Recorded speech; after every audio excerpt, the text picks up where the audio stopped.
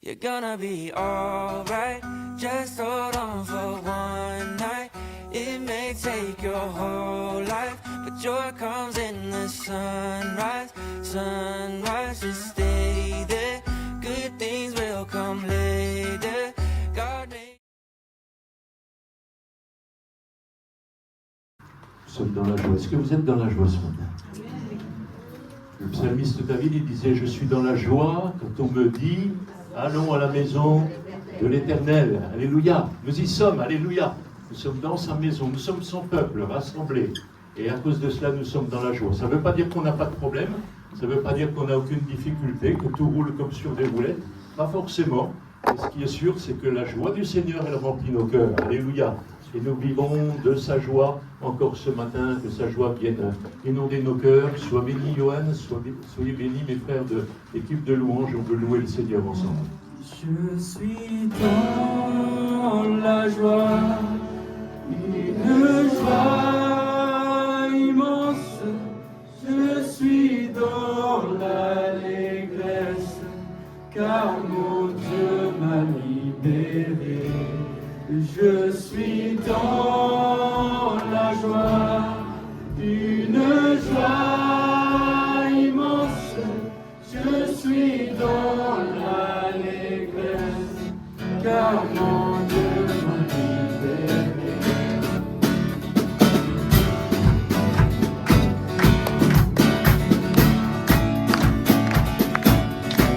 C'est ma joie ce matin.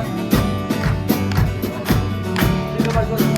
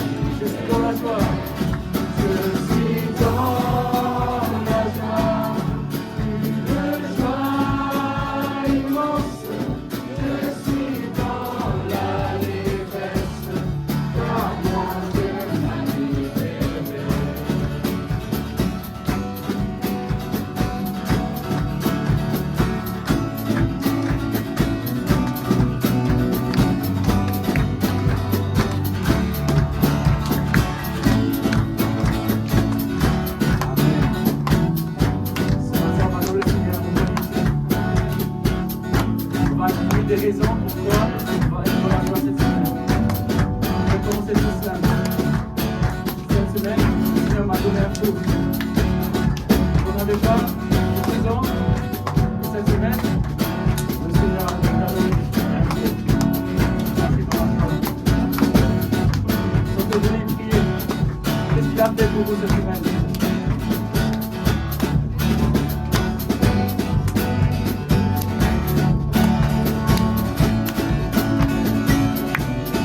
Je suis dans la lumière.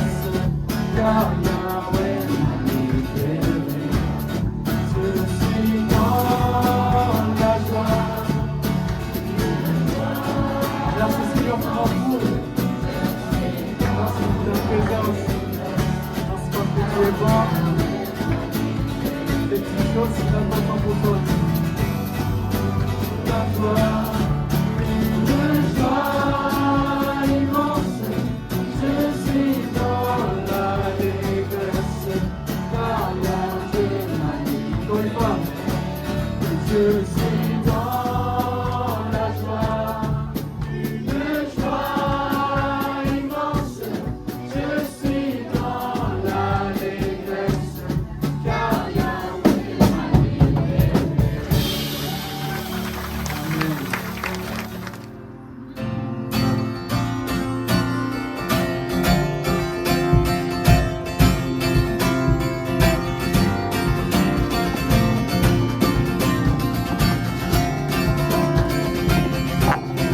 Tu es ma force.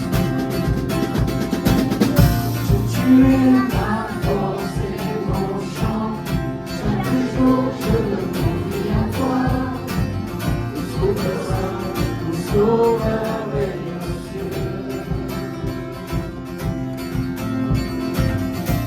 Tu es ma force, mon ami, ma forteresse où je me réfugie. Le rocher protège ma vie. Malgré les ténèbres et les dangers qui m'entourent, je lève les yeux pour accueillir ton secours. Je ne craindrai pas si tu veilles sur moi. Je suis venu pour te rencontrer, pour proclamer que tu es fort et puissant. Sois glorifié, que tu es fort et puissant, rien n'est impossible à toi, ô roi des rois. Que tu es fort et puissant, au-dessus de tous les noms, nous déclarons que tu es fort et puissant. Oh, oh, oh, oh, oh. Que tu es fort et puissant.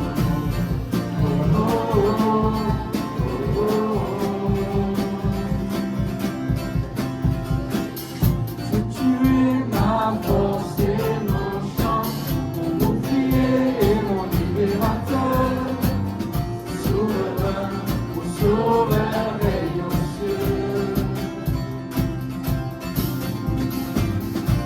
Tu es ma force, mon appui, mon réconfort et mon ami.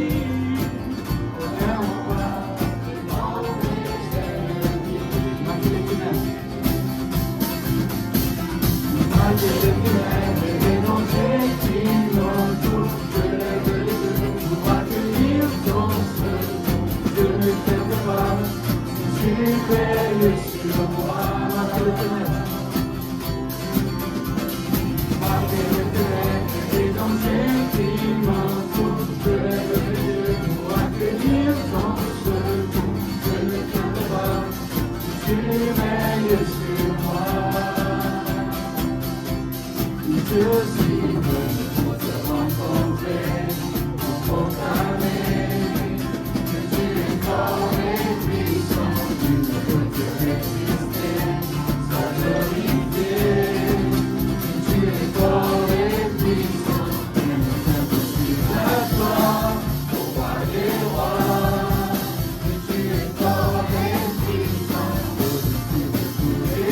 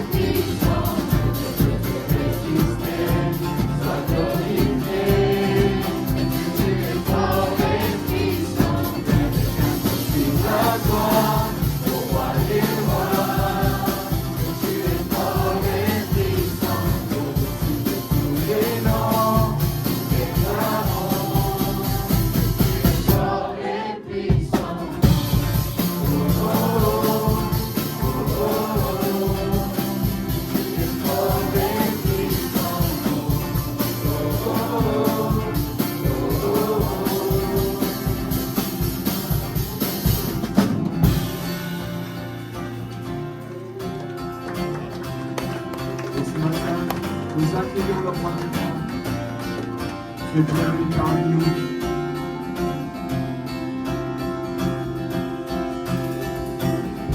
Nous déclarons que rien ne comprend à toi, Seigneur. Rien n'est pareil à toi.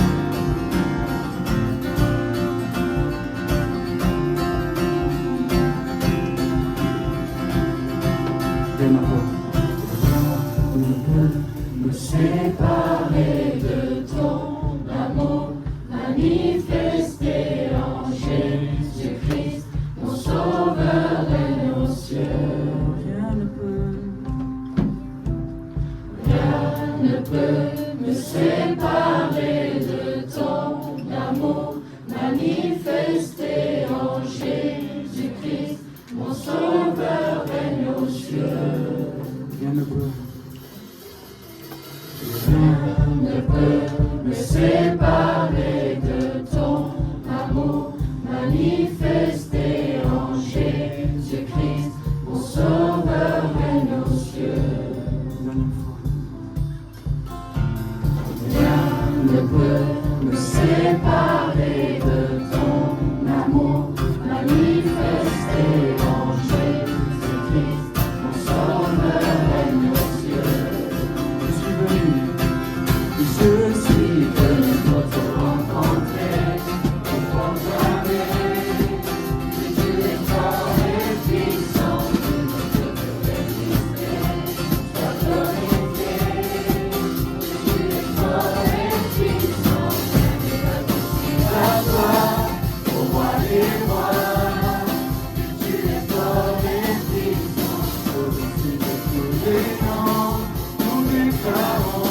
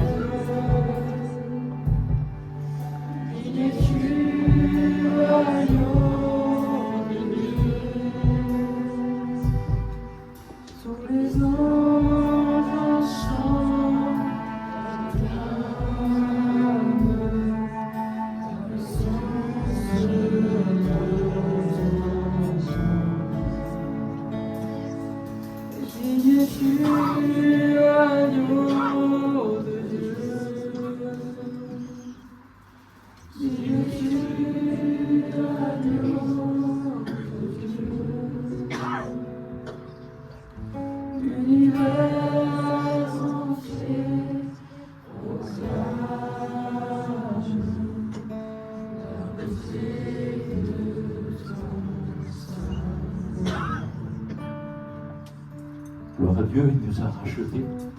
Alléluia. Nous sommes des rachetés ce matin. Et l'apôtre Paul l'a exprimé dans l'Épître aux Romains, au chapitre 8. Et au verset 1er, je voudrais vous lire quelques versets. Maintenant donc, il n'y a plus de condamnation pour ceux qui sont unis à Jésus-Christ. Ils sont rachetés. Car la loi de l'Esprit qui nous donne la vie dans l'union avec Jésus-Christ t'a libéré de la loi du péché et de la mort.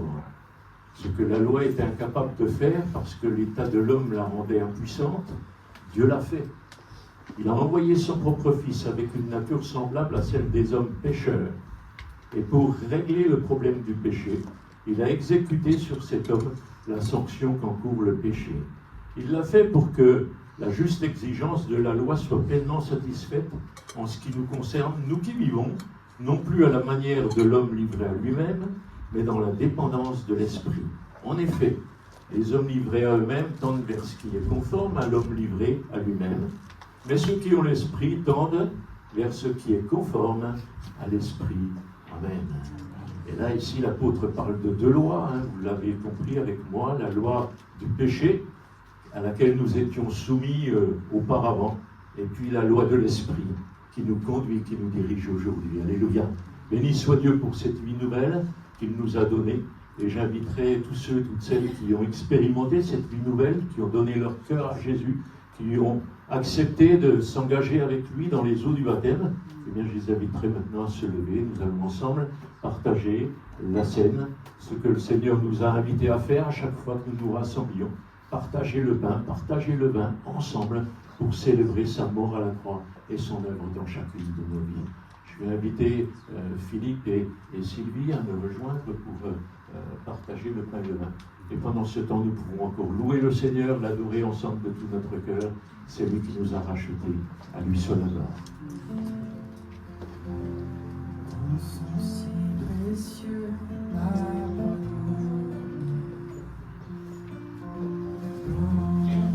plus blanc que la neige, tu fais battre en retrait mon péché et ma mort, et par cette alliance tu me restaures. Donc je me lève pour t'adorer, m'allier par ta bonté. C'est ton saint nom qui m'a franchi. Grâce à toi, Jésus, mon cœur affermi mon cœur en ta présence. En joie de ton salut, attire-moi près de toi, sanctifie ma vie. Ton esprit fait toutes choses nouvelles. Je me lève pour t'adorer, m'habiller par ta bonté. C'est ton saint nom qui m'a franchi.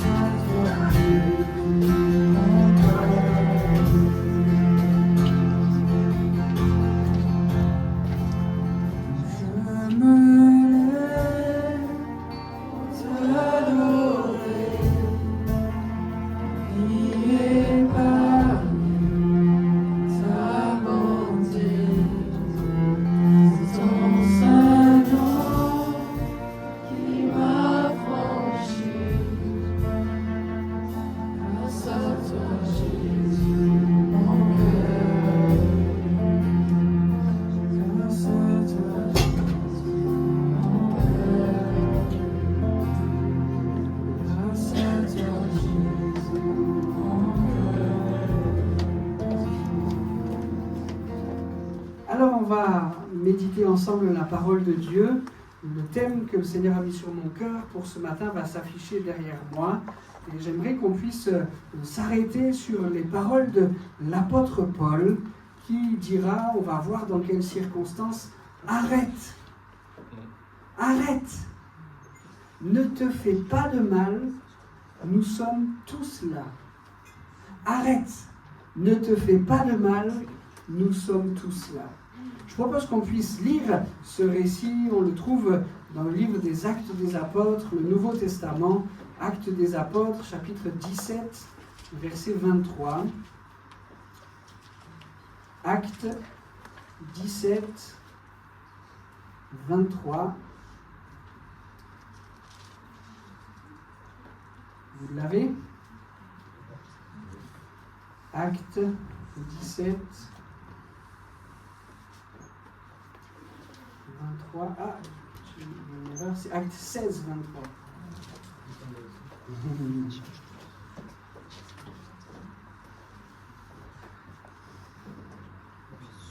C'est bon? Ça commence difficilement. Hein. Acte 16, 23. On les roua de coups et on les jeta en prison. Le gardien reçut l'ordre de les surveiller de près. Pour se conformer à la consigne, il les enferma dans le cachot le plus reculé et leur attacha les pieds dans des blocs de bois. Vers le milieu de la nuit, Paul et Silas priaient et chantaient les louanges de Dieu. Les autres prisonniers les écoutaient. Tout à coup, un violent tremblement de terre secoua la prison jusque dans ses fondations. Toutes les portes s'ouvrirent à l'instant même et les chaînes de tous les prisonniers se détachèrent. Dieu fait ce qu'il veut. Le gardien se réveilla en sursaut et vit les portes de la prison grandes ouvertes. Alors il tira son épée et allait se tuer, car il croyait que les prisonniers s'étaient enfuis. Mais Paul lui cria de toutes ses forces, « Arrête! Ne te fais pas de mal, nous sommes tous là. » Je propose qu'on puisse s'arrêter sur les trois parties de sa phrase, « Arrête, ne te fais pas de mal, nous sommes tous là. » Mais peut-être avant qu'en introduction, nous pourrions réaliser que pour que l'apôtre Paul puisse prononcer cette parole, je le crois, de la part du Seigneur, il fallait qu'il soit à la bonne place. Et ce jour-là, allez, est-ce que j'ose le dire, dans cette prison-là, Paul et Silas étaient à la bonne place. Ce jour-là, je le crois, Paul et Silas, dans leur prison, étaient à la bonne place. Peut-être que ça va nous remuer un peu, d'autant plus si on fait le lien avec ce que la Bible dit juste avant. Paul cherchait à être à l'endroit où Dieu le voulait. Il cherchait à être à la bonne place. Et avec cette recherche, il imaginait quel était l'endroit où il pourrait aller pour parler du Seigneur. Et il avait eu une idée. Et le texte nous dit, vous pourrez rechercher toutes ces choses, que le Saint-Esprit l'empêcha. Il ferme la porte. Mais parce que Paul veut faire la volonté de Dieu, il réfléchit encore. Bon, je suis empêché d'aller à tel endroit. Peut-être que Dieu me veut là-bas. Et il commence à s'organiser pour aller là-bas. Mais à nouveau, le Saint-Esprit l'empêche. Et cela jusque ce qui va se passer une nuit pour lui. Il va faire un rêve. Pas ces rêves un peu étranges qu'on peut faire quelquefois. On dit que c'est le cerveau qui décharge un peu toutes les émotions qu'il a emmagasinées. Pas ce genre de rêve-là. Un rêve qui vient de la part de Dieu. Et dans ce rêve, on devrait plutôt dire, dans ce songe, Dieu lui dit, « Je te veux en Macédoine ». Dans son songe, il voit un Macédonien qui a besoin de l'intervention de Jésus. Paul n'a pas besoin de plus d'éléments. Il sait où Dieu le veut. Et avec ces gens, il court en Macédoine. Vous savez pas quoi? Il va être béni en Macédoine. Il peut mettre la diapositive suivante, il va avoir un réel encouragement. Il va rencontrer une femme qui aime Dieu, mais qui ne connaît pas encore Jésus. Elle s'appelle Lydie. Et la conversion de cette femme va tellement encourager l'apôtre Paul. C'est ce qu'on pourrait dire une évangélisation, une conversion facile. Le texte nous dit que le Seigneur ouvre son cœur, elle comprend le message de Jésus, elle comprend le message de la croix, elle ouvre sa maison et même un peu plus loin dans le verset 40, on comprend qu'elle permet à ce qu'il y ait des réunions de maison dans sa maison à elle. Certainement qu'à ce moment-là, Paul est grandement encouragé. Dieu m'appelle en Macédoine, je rencontre Lydie et il y a des réunions où l'évangile est annoncé qui commence à poindre dans ce territoire. Et s'il y a des encouragements, très vite, tout de suite après, il y a ce que nous avons lu, la prison. Après les encouragements, il y a des épreuves. Et quelle épreuve? La prison, mais aussi avant la prison, les coups de bâton. Il y a une recommandation toute particulière qui est donnée aux gardiens. Tu surveilles tous les prisonniers, mais ceux-là, fais attention à eux particulièrement. Ils sont dans la cellule la plus reculée, ils sont les fers aux pieds. L'épreuve est des plus difficiles. Je ne sais pas comment j'aurais réagi. Je ne sais pas comment vous auriez réagi à la place de Paul. Au moment des encouragements, j'ai ma petite idée. Gloire à Dieu. Tu m'as envoyé en Macédoine. Et je comprends pourquoi. Il y a quelque chose de grand, il y a quelque chose de beau qui s'y produit. Gloire à ton nom, Seigneur. Et puis l'instant d'après, quelle réaction? Seigneur, qu'est-ce que tu fais? C'est toi qui m'as envoyé en Macédoine.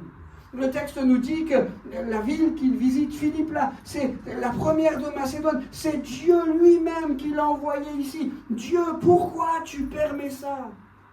Pourquoi tu permets cette épreuve? Et pourtant, le texte que nous avons lu nous montre que Paul et Silas étaient à la place que Dieu les voulait pour bénir cet homme qui plus tard va donner son cœur au Seigneur, même se faire baptiser et être témoin de Jésus-Christ. Nous devons chercher à être à la bonne place. Vous êtes d'accord avec ça? Et la bonne place, ce n'est pas forcément celle où l'on est bien. Ça peut. Des encouragements comme Paul et Silas en ont rencontré. Mais la place où Dieu nous veut, ce n'est pas forcément celle où on est bien. Seigneur, je veux être. Je crois que nous pouvons tous le dire dans le secret de nos cœurs. Seigneur, nous voulons être là où tu nous veux. Que ce soit un endroit où on reçoive des encouragements, que ce soit un endroit où l'épreuve nous en sert. Seigneur, je n'ai besoin que d'une chose, être là où tu me veux, être à la bonne place. Amen. Alors c'est depuis cette bonne place que Paul va prononcer cette parole. Arrête, ne te fais pas de mal, nous sommes tous là. Alors, arrête. Il y a ici une urgence qu'on comprend bien. Vous vous rappelez pourquoi l'apôtre Paul dit cela à cet homme, à ce surveillant de prison? Arrête, il a sorti son épée et il est prêt à se donner la mort. Il y a une urgence à laquelle Paul doit répondre. Arrête! Arrête! Je crois que quelquefois, avec la même urgence qui était dans l'intonation, dans la bouche de l'apôtre Paul, je crois que quelquefois, avec la même urgence, Dieu nous dit, arrête, arrête. Cela ne doit pas nous contrarier, cela ne doit pas nous perturber, Parce que quand, avec urgence, Dieu nous demande d'arrêter quelque chose, on verra dans un instant les choses qui pourraient nous demander d'arrêter, mais quand Dieu nous demande avec urgence d'arrêter quelque chose, il présente à nous la solution pour le faire. Quelquefois, on est conscient qu'on doit arrêter quelque chose, mais on est dépassé. On n'a pas la solution. C'est bien beau, arrête, mais je n'ai pas les moyens, je n'ai pas les capacités. J'ai essayé. Mais quand Dieu nous demande d'arrêter quelque chose, il nous présente la solution pour que nous puissions y arriver. Avec ce arrête, il y a certainement une urgence. Avec ce arrête, sois-en certain, il y a la solution que le Seigneur va te proposer. Mais avec ce arrête, il y a aussi une décision. Nous sommes maîtres de nos décisions. Et si avec urgence, Dieu nous dit arrête, c'est au final toi et moi qui décidons. Dieu ne décidera pas à notre place. Nous sommes maîtres de nos décisions. Et c'est nous qui devons prendre en considération ou pas cette urgence pour réformer ou pas nos voies. Et si ce matin, Jésus nous demandait d'arrêter certaines choses, quelle serait notre réponse? Après ce arrête, Paul dit à cet homme surveillant de prison, « Ne te fais pas de mal. Ne te fais pas de mal. » Vous savez, il y a tant de choses qui nous font du mal. J'ai réfléchi à quelques-unes et je sais que la liste n'est pas exhaustive. Mais par exemple, je sais que la culpabilité est quelque chose qui nous fait mal. Et à chaque fois que l'on choisit la culpabilité plutôt que la repentance, on se fait du mal. La culpabilité nous abîme, la repentance nous relève. Il y a d'autres choses avec lesquelles on se fait du mal. Vous savez, c'est quand on met toute notre énergie à attaquer la paille qu'il y a dans l'œil de notre frère, plutôt que s'intéresser à quoi? À la poutre qu'il y a dans le nôtre. Chaque fois qu'on fait ça, on se fait du mal. Et l'apôtre Paul nous dit, arrête, ne te fais pas de mal. Vous savez, il y a d'autres circonstances avec lesquelles on se fait du mal. C'est ces moments où on veut donner un coup de pouce à Dieu. On a une idée très précise de comment il devrait faire et on l'aide. J'ai un exemple biblique pour ça. Vous savez, Abraham et Sarah. Dieu leur avait promis qu'ils auraient un enfant. Abraham et Sarah voient que l'âge avance. Ils comprennent que, j'allais dire la santé, c'est pas tout à fait la santé, mais ils comprennent que le timing pour Sarah est dépassé. Elle ne pourra pas avoir d'enfant. Alors ils cherchent à donner un coup de pouce à Dieu et ils font rentrer Agar dans l'équation. Vous connaissez ce texte-là? On va aider Dieu. On se fait du mal quand on fait ça. Et ce matin, Dieu nous dit, arrête, ne te fais pas de mal. Il y a d'autres choses avec lesquelles on se fait du mal. Vous savez, c'est quand on fait les choses par obligation plutôt que par reconnaissance. Ça vous est jamais arrivé, moi, jamais. Ouh là là, il faut vite que j'enlève cette parole. Vous savez, on fait les choses par obligation plutôt que par reconnaissance. On vient à l'église par obligation. On prie par obligation, on lit notre Bible par obligation, alors que Dieu réclame que nous puissions faire ces choses simplement par reconnaissance. Et vous savez, quand on fait les choses par obligation, bien souvent on reste sec même après les avoir faites. Quand on dit, Seigneur, ce que je m'apprête à faire maintenant, ce n'est pas par obligation, mais c'est par reconnaissance. Parce que tu as tant fait pour moi. Je veux libérer ce temps, je veux faire cette chose par reconnaissance, simplement par reconnaissance. Oh, arrête, ne te fais pas de mal. Il y a autre chose, et je vais terminer avec ça, mais certainement que le Saint-Esprit rajoute des éléments à cette liste. Il y a autre chose avec laquelle on se fait du mal. C'est quand on ne prend pas le temps d'arrêter la machine qui va si vite, pour s'arrêter, pour mettre en priorité les choses qui ont vraiment de la valeur. quand on se laisse entraîner par la vitesse de la vie, par ce monde qui va si vite, par notre emploi du temps déchargé, et qu'on passe à côté des priorités, on se fait du mal. Quelquefois, on regarde dans le rétroviseur et on dit, mais j'ai raté tout ça. J'ai raté tout ça. Et Dieu nous dit par la bouche de l'apôtre Paul, arrête, ne te fais pas de mal. Il y a tant de choses qui nous font du mal. Vous savez, pour ce surveillant de prison, la chose première qui le pousse à faire cette démarche, c'est parce qu'il est convaincu du plus lourd échec de sa vie. On lui avait confié une responsabilité, surveiller tous ses prisonniers, mais en particulier Paul et Silas. Et alors qu'il y a un tremblement de terre pour lequel il n'y est pour rien, je ne suis pas certain que ce soit lui qui l'ait occasionné, si. Mais alors qu'il y a ce tremblement de terre, que toutes les portes de la prison s'ouvrent et que les chaînes des prisonniers s'ouvrent, c'est miraculeux, je ne sais pas si les scientifiques pourraient expliquer tout ça d'un coup. Mais alors que ce tremblement de terre arrive, ce surveillant de prison, il est convaincu d'échec.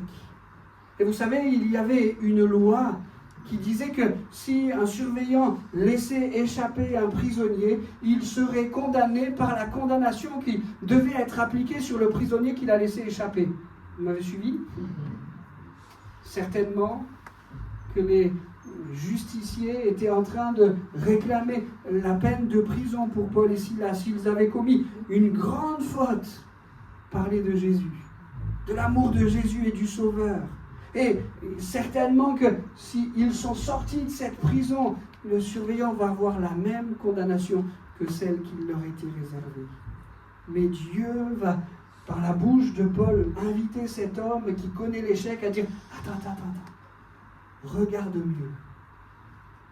Tu vois que l'échec dans ta vie, mais attends, regarde mieux. »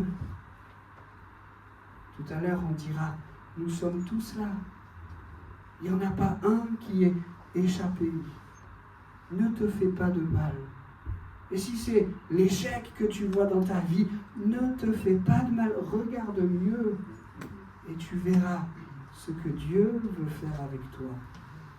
Jésus nous veut du bien. Après que l'apôtre Paul ait dit « Arrête, ne te fais pas de mal, nous sommes tous là », il va conduire ce surveillant de prison à donner son cœur au Seigneur. Jésus te veut du bien. Crois au Seigneur Jésus et tu seras sauvé, toi et ta famille, dira Paul à cet homme qui était prêt à se condamner. Jésus nous veut du bien. Jésus veut ton bien. Pourquoi est-ce que tu te ferais du mal ? Pourquoi est-ce que tu ferais souffrir ton corps, ton âme, ta vie, alors que Jésus veut ton bien, ton bonheur ?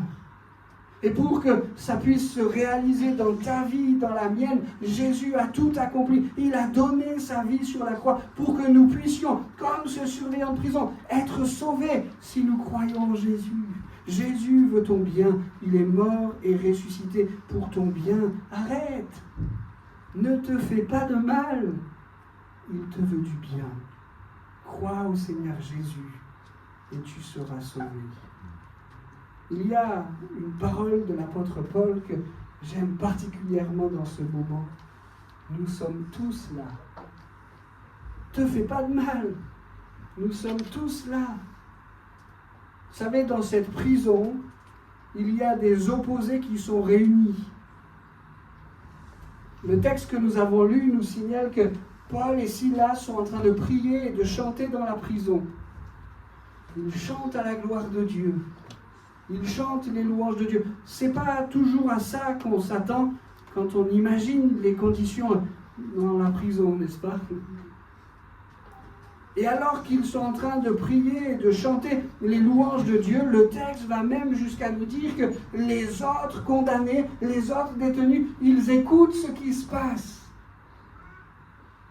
Dieu est en train de réunir des opposés. Et même avec ce tremblement de terre, il est en train de réunir deux types de personnes qui ne sont pas toujours réunis, les prisonniers et les gardiens. Les innocents et les coupables, ils sont tous là, ensemble, réunis. Et l'apôtre Paul dit, il n'en manque pas, nous sommes tous ici, nous sommes tous là. Il n'en manque pas un. Il ne doit pas en manquer un. Bien sûr que je sors cette phrase de son contexte, mais ça me fait penser à la famille qu'est l'Église. Nous sommes tous là. C'est toi, Seigneur, qui nous réunit. Et on a des conditions opposées. Vous savez, vous m'avez tous fait envie de voyager tout à l'heure. On vient de là, on vient de là. Surtout vous, ma sœur. Je pense qu'on est plusieurs dans cet état. Ah. On vient tous d'horizons différents. Et sur certains aspects, on est dans la même direction. Pour d'autres, on est peut-être opposés. Si on parle de l'île Maurice, je sais que entre les gens qui habitent les îles et les métropolitains, il y a des choses qui nous opposent. Est-ce qu'on dit goyave ou goyave? Il y a des choses qui nous unissent, il y a des choses qui nous opposent, mais nous sommes tous là. Et il ne doit pas en manquer un. Vous savez, quelquefois, on pourrait se dire, si je suis là à l'église ou si je n'y suis pas, ça ne change pas grand-chose. Il ne doit pas en manquer un. Nous sommes tous là. Et puis derrière ce « nous sommes tous là », ce qui a changé les circonstances dans cette prison, c'est parce qu'en premier, Jésus était là. Paul pourra dire « nous sommes tous là » parce que Jésus était là. Croyez-moi, j'ai été aumônier de prison pendant des années. Croyez-moi, si les portes de la prison s'ouvrent toutes, que les chaînes, bon, il n'y a pas de chaînes aujourd'hui, mais que toutes les chaînes tombent, c'est miraculeux qu'ils soient encore tous là. Jésus était là. Et parce que Jésus était là dans cette prison, ça a tout changé. Jésus est dans ce lieu. Nous sommes une famille. Et soyons attachés au fait de dire, il faut que nous soyons tous là. Je ne suis pas en train de dire cela parce que je cherche à remplir toutes les chaises et cherche à faire du chiffre, mais spirituellement, il y a quelque chose de profond et de vrai. Nous sommes une famille. Et parce que Jésus est là, nous voulons tous être là. Amen. Et puis, je termine. On s'est arrêté sur ces 3 paroles de Paul. Arrête! Ne te fais pas de mal. Nous sommes tous là. En introduction, nous avons dit qu'il était à sa place pour prononcer ces paroles. En conclusion, je voudrais m'arrêter sur une autre chose qui est qualité dans la vie de l'apôtre Paul. Nous avons lu tout à l'heure qu'il a prononcé cette phrase avec un petit détail sur lequel je voudrais m'arrêter. Verset 28. Peut-être les musiciens peuvent venir. Verset 28. Mais Paul lui cria de toutes ses forces. Je ne vais pas le faire là. Mais depuis tout à l'heure, j'ai répété plusieurs fois, arrête, ne te fais pas de mal, nous sommes tous là. La Bible dit que Paul a prononcé ces 3 phrases pour ce surveillant de prison de toutes ses forces. Et je crois qu'il y a là quelque chose que nous devons retenir. Il nous faut annoncer Jésus de toutes nos forces. Notre monde a besoin d'entendre qu'il faut s'arrêter, qu'il faut ne plus se faire du mal, et que nous sommes tous là, Jésus le premier, pour être bénis, sauvés et heureux pour l'éternité. Il nous faut annoncer cette vérité de toutes nos forces. Ces phrases annoncées par Paul de la part du Seigneur vont tout changer dans cette prison. Une immense joie va les envahir. Cet homme et les membres de sa famille vont être baptisés. Cet homme qui les avait mis dans la cellule la plus reculée pour vraiment les surveiller d'une manière particulière, va dire « Attendez, venez chez moi. » Regardez, lisez le texte, vous verrez que c'est vrai. Certainement, les commentateurs disent que comme il était surveillant de prison, certainement que sa maison était conjointe, là, comment on dit, mitoyenne avec la prison. Et il dit, attendez, venez chez moi. Et cet homme va prendre le temps de penser les blessures de Paul et Silas. Vous vous rappelez qu'avant qu'ils aient été mis dans leur cellule, leur dos avait été roué de coups de bâton. Cet homme va prendre soin d'eux. Il va leur préparer un repas. Et le texte nous dit, là aussi, vous pouvez le vérifier, que tous ensemble, ils se réjouirent d'avoir cru en Dieu. Dans cette prison-là, parce qu'un homme a accepté de toutes ses forces de parler de Jésus, tout va changer. Une joie immense va les envahir. Et ceux qui avaient été injustement condamnés vont être libérés. Verset 36. Celui-ci courut annoncer la nouvelle à Paul. C'est le surveillant qui venait de recevoir des nouvelles consignes de ses maîtres. Celui-ci courut annoncer la nouvelle à Paul. Les magistrats m'ont donné ordre de vous remettre en liberté. Vous pouvez donc sortir maintenant et aller en paix. Gloire à Dieu. Parce que quelqu'un a décidé de toutes ses forces de parler de la part du Seigneur. Il y a eu dans un lieu où on ne s'attend pas à voir ça, Jésus annonçait une joie immense et des hommes rendus libres, les captifs qu'ils étaient. Il nous faut de toutes nos forces annoncer Jésus. Il nous faut de toutes nos forces annoncer Jésus pour que des captifs soient libérés. Et pour qu'au lieu que ce monde se fasse du mal, il y ait une immense joie.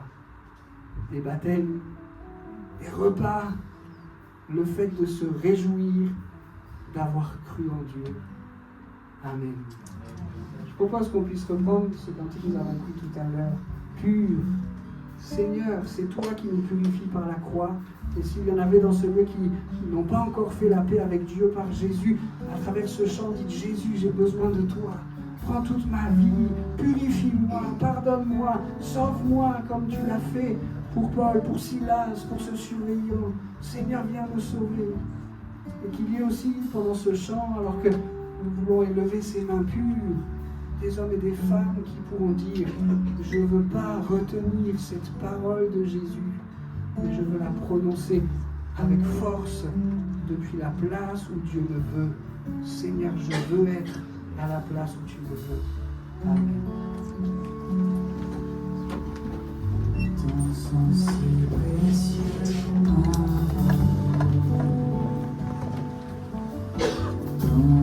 est plus blanc que la neige.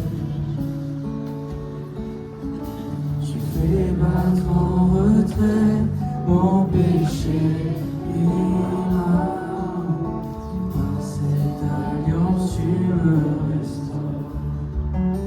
Donc je me lève pour t'adorer. Ma vie est épargnée, ta bonté.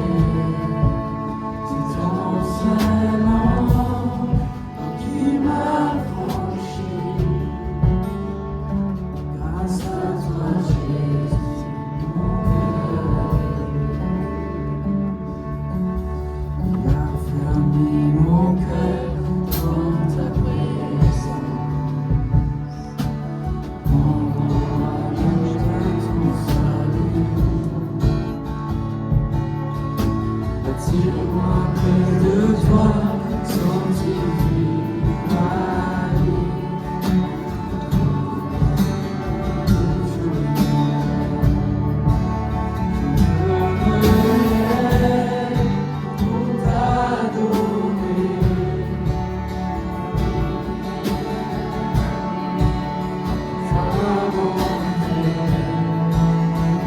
Gonna be alright, just hold on for one night.